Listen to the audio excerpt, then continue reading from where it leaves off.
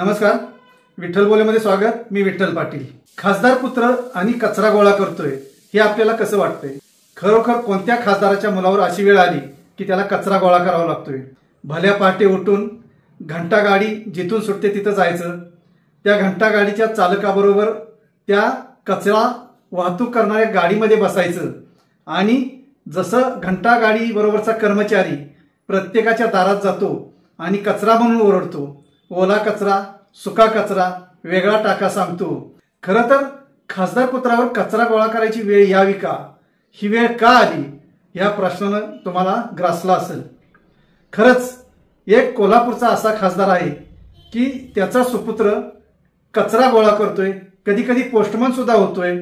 अशा वेगवेगळ्या भूमिका वटवत हा सुपुत्र घराघरापर्यंत पोहोचायचा प्रयत्न करतोय आणि सर्वसामान्यांना एक आदर्शवत व्यक्तिमत्व, आदर्श तरुण अशी आपली छबी निर्माण करतोय। तर हा कोण खासदार पुत्र याची उत्कंठा अर्थातच तुम्हाला लागलेली असणार। आता मी सांगतोच, कोल्हापूरचे लोकसभेचे माजी खासदार आणि आता सध्या राज्यसभेवर असणारे विद्यमान खासदार धनंजय महाडिक। खरं तर धनंजय महाडिक यांच्या राजकीय जीवनाची सुरुवात अशी झाली की त्यांच्या पुत्राच्या मना तोंडात सोनेरी चमचा घेऊनच हे जन्माला आलेत असं म्हटलं तर वावगं ठरू नये। कारण गडगड श्रीमंत आणि उद्योगपती असणाऱ्या या महाडिक कुटुंबियात आता प्रत्येक जणच राजकीय क्षेत्रात प्रवेश करत आहे। महादेवराव महाडिक यांनी या राजकीय वाटचालीची सुरुवात केली, त्यानंतर त्यांच्या पाठोपाठ आले ते धनंजय महाडिक। धनंजय महाडिक हे महादेवराव महाडिक यांचे पुतणे।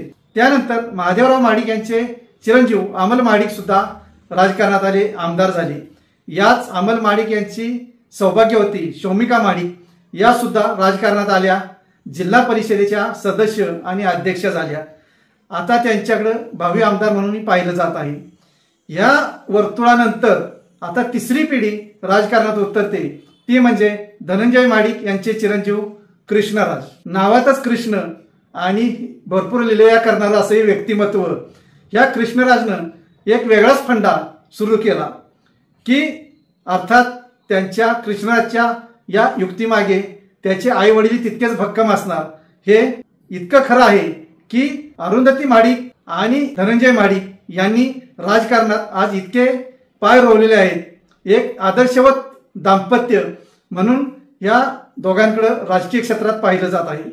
विशेषतः कोणावर कधी जाहीर टीका नाही आणि सौम्यरित्या हसत खेळत सर्वसामान्यांमध्ये मिसळत त्यांचे प्रश्न जाणत असा एक राजकीय पायंडा अरुंधती महाडिक यांनी सुरू केलेला आहे। खरं तर अरुंधती महाडिक यांच्या या प्रयत्नाला दाद द्यावी असाच हा प्रयत्न आहे। कारण जेव्हा आपण सर्वसामान्यांमध्ये मिसळतो त्याचवेळी खऱ्या अर्थानं आपल्याला सर्वसामान्यांचे प्रश्न समजतात आणि सर्वसामान्यांचं जगणं कसं आहे हे समजतं। अरुंधती महाडिक यांनी धनंजय महाडिक यांच्या सहकार्यानं भगीरथी महिला संस्था सुरू केली। या भगीरथी महिला संस्थेच्या माध्यमातून अरुंधती महाडिक गावागावात आणि गल्ली गल्लीत पोहोचल्या। कोल्हापूर शहराबरोबरच ग्रामीण भागात त्या पोहोचल्या आणि ग्रामीण महिलांचं आरोग्य, त्यांच्या समस्या अरुंधती महाडिक यांनी जाणून घेतल्या। त्यांच्यासाठी काय काय उपाययोजना करता येतील, आरोग्याचे असतील, सामाजिक मानपान वाढावा यासाठीचे असतील किंवा त्यांना प्रोत्साहन देण्यासाठीचे असतील। प्रत्येक गौरी गणपतीच्या काळात श्रावण महिन्यात असो किंवा जे जे महत्त्वाचे सण असतात त्या काळात अरुंधती महाडिक यांच्या भगीरथी महिला संस्थेद्वारे महिलांसाठी खास उपक्रम राबवले जातात आणि यातून महिलांना खरोखरच प्रोत्साहन मिळतं, माध्यमांसमोर यायची संधी मिळते आणि त्यातून महिला किती भरारी घेऊ शकतात। आपण ज्या महिलांना ग्रामीण समजतो त्या महिला सुद्धा कॅमेऱ्यासमोर कशा धडाधड बोलतात हे आपण यापूर्वी पाहिलेलं आहे।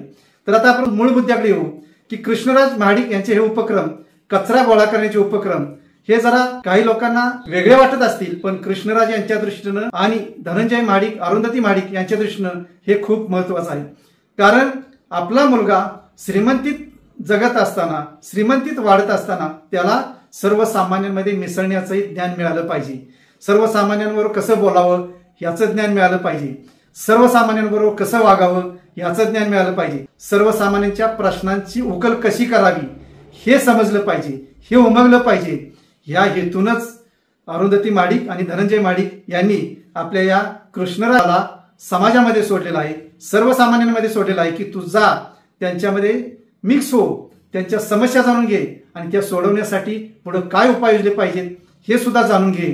असाच एक प्रकारे त्यांना सल्ला द्यायचा असेल म्हणून तर कृष्णराज महाडिक आज कचरा गोळा करतायत। मध्यंतरी त्यांनी पोस्टमनची सुद्धा भूमिका वठवली होती की पोस्टमनच्या समस्या काय असतात हे जाणून घेतलं होतं।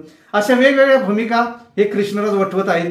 गेल्याच आठवड्यात त्यांनी थेट कचरा वेचकची भूमिका वठवली। ज्या भल्या पहाटे कचरा वेचक घंटागाडी आहे, ही घंटागाडी ज्या डेपोतून सुटते त्या डेपोत हे कृष्णराज महाडिक पोहोचले, एका चालकाच्या शेजारी बसले आणि घंटागाडी निघाली, कचरा गोळा करत निघाली। त्या ज्या ज्या ठिकाणी घंटागाडी थांबत असे त्या त्या ठिकाणी कृष्णराज महाडिक गाडीतून उतरून स्वतः महिलांच्या आया बहिणींच्या हातातील कचऱ्याच्या बादल्या घेत होते आणि घंटागाडीत ओतत होते। खरं तर हे सर्वसामान्यांमध्ये मिसळून अशी भूमिका वठवणं एवढं सोपं नाही। अशा भूमिका वठवत असताना खरोखरच तेवढ्या या श्रीमंतीच्या मुलांना जाण लागते, तेवढं त्यांची मानसिक तयारी लागते। नाहीतर आपण आज पाहतोच काही राजकारण्यांची मंडळी आणि त्यांची मुलं कशी बरळतात। हे सर्व बाजूला ठेवून धनंजय महाडिक आणि अरुंधती महाडिक यांनी आपल्या कृष्णराजला असा राजकारणी बनवायचं ठरवलं असेल की तो खरोखर आदर्श असावा। तो जेव्हा विधिमंडळात जाईल, तो ज्यावेळी संसदेत जाईल, त्यावेळी त्या ठिकाणी बोलताना त्याचे शब्द असे ठाम असतील की जणू सर्वसामान्य कार्यकर्ताच, सर्वसामान्य माणूसच बोलतोय। कारण या सर्वसामान्यांचा प्रतिनिधी म्हणून तो विधिमंडळात जाणार आहे। खरं तर विधिमंडळात जाण्यासाठी कृष्णराजची तयारी सुरू आहे आणि त्यासाठीच हे सर्व उपक्रम आहेत। खरं तर विधिमंडळात किंवा संसदेत जाण्यासाठी प्रत्येक राजकीय कार्यकर्त्याला, प्रत्येक नेत्याला हवा हवासं वाटणारं हे क्षेत्र, हवं हवंसं करत असताना आपण तिथपर्यंत पोहोचत असताना त्यासाठी काय काय करावं लागणार आणि सर्वसामान्यांचे प्रश्न कसे मांडावे लागणार हे जेव्हा तुम्ही तळागाळात उतरून माहिती घेता त्यावेळेस तुम्ही त्या ठिकाणी प्रश्न मांडू शकता आणि त्यांची सोडवणूक हक्कानं करून घेऊ शकता। नाहीतरी आज विधिमंडळ आणि संसदेत आपण पाहतोच काही नेते कसे बोलतात, अगदी शिवराळ भाषेपर्यंत पोहोचतात।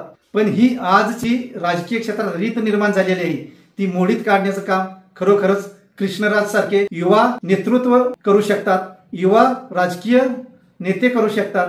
खरोखरच यांना जेव्हा संधी मिळेल आणि ती मिळावी अशी लोकभावना सुद्धा असू शकते। कारण जेव्हा हा कार्यकर्ता, हा नेत्याचा मुलगा लोकांमध्ये उतरतो, त्यांचा कचरा गोळा करतो, त्यांचे प्रश्न जाणतो, रस्त्यावर कचरा टाकू नये असं आवाहन करतो, रस्त्यावर कचरा का टाकला जातो, तो का टाकू नये त्यासाठी आवाहन करतो आणि रस्त्यावर कचरा पडणार नाही यासाठी महापालिकेने सुद्धा कोणती भूमिका वठवली पाहिजे, कशा रीतीने आपलं कामकाज केलं पाहिजे हे सुद्धा कृष्णराज महाडिक सांगतात। खरोखर हे काही थोडकं नसे, म्हणजे अर्थात कृष्णराज महाडिक यांचं गुण गाण्याचा हा प्रकार आहे असंही कुणाला वाटेल, पण तसं नाही। तर प्रत्येक राजकारण्याच्या मुलानं असं समाजात उतरलं पाहिजे, गल्लीबोळात उतरलं पाहिजे, तळागाळात उतरलं पाहिजे, तळागाळातील लोकांच्या समस्या जाणल्या पाहिजेत, तरच आमदार आणि खासदारांची स्वप्न पाहिली पाहिजेत, तरच ती स्वप्न सत्यात उतरतील, हेही तितकंच खरं आहे। धन्यवाद। असेच नवनवीन विषय ऐकण्यासाठी लाईक, सबस्क्राईब आणि बेल आयकॉनवरती क्लिक करा।